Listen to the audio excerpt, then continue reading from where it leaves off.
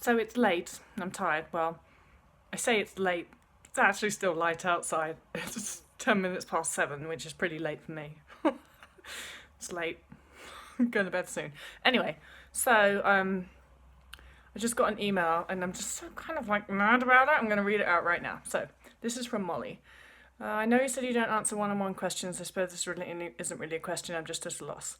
I decided to stop restriction and to fully stop restriction and eat what I wanted, when I wanted, as much as I wanted. And to be honest, it was amazing and terrifying at the same time. I was eating so much chocolate, jam, sugar, and then slowly moved to carbs.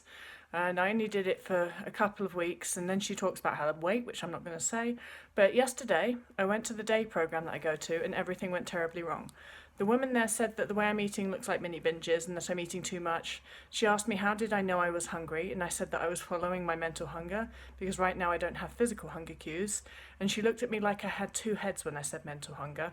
She then said that I don't know what the difference between wanting food and needing food is, and I don't need to act on wanting food, and that she didn't want my stomach to get used to this volume of food because then I'll mess up my satiation signals. So now I'm confused because it just feels like I'm being told that the way for me to get better is to restrict, not just as much as I was restricting with before. Now I feel like I can't trust my body before, though I would eat to repair and heal. And over time, my appetite and cravings. So now I feel like I can't trust my body. Before I thought I would overeat to repair and heal, and over time, my appetite and cravings would simmer down and become normal. And I was trusting my body. Now I feel like it was wrong to do that. I'm so lost.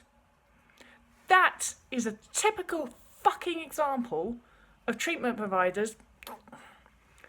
So you got right. So this is this situation we've got here. This girl recovering from a restrictive eating disorder, and finally she's just like, yes, I'm going to allow myself to follow my hunger. Fuck you, eating disorder. I'm going to eat everything that I want to eat. And so then she allows herself to feast eat, which is basically the same as binging. Really, it's just a different word because binging has so much negativity. I prefer to call it feasting because that's normal. We feast after famine. So you start eating all the sugar and the donuts and the jam and the chocolate and your body's just like, yes, I've had this for so long. I want it all. And your body's also saying, well, I don't know when the famine's coming back, so I'm just going to eat all of this now. Now, if you continue to do that, at some point your body's going to go, well, I don't think there's another famine coming. This has been going on for a while. I guess there's no more famine. And your body then decides, well, in that case, I don't need chocolate all the time because I can have it whenever I want.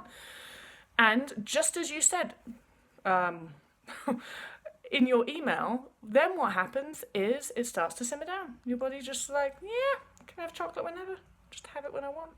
And you turn eventually into normal eating. Now, if you restrict, that never happens because your body's like, there's always the famine. Like, so whenever I can eat chocolate, I'm going to want all of it. So basically, yes, if you restrict, you always have to restrict. And that's an eating disorder, by the way. You can't recover from a restrictive eating disorder and still be restricting. I mean, like that's like a huge grey area. Just restrict a little bit less so that you're not super underweight, but keep restricting. Like, what the fuck?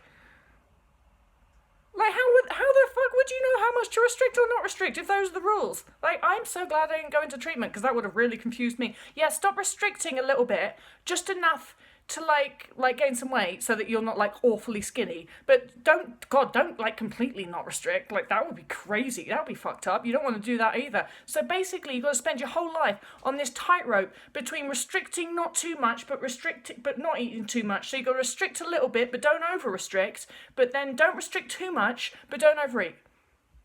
What the fuck should anyone do? Listen, I wrote a whole blog about this, published it yesterday. Treatment providers need to stop fucking people over in recovery. Treatment providers need to stop telling people to restrict in recovery. Treatment providers need to stop telling people that they cannot trust their own bodies, whether they're in recovery from an eating disorder or not. The end. Whomever wrote this email is just basically saying, can I trust my body or not? Please do. Please trust your body. Body knows what it's doing.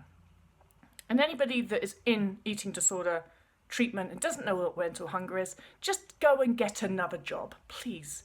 Because you evidently haven't even tried to understand the disorder that you are trying to treat.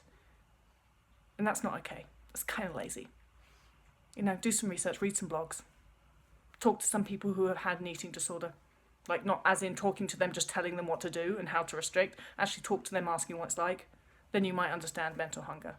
Otherwise, fuck off and go and work in the supermarket. Thanks. Right, that's all.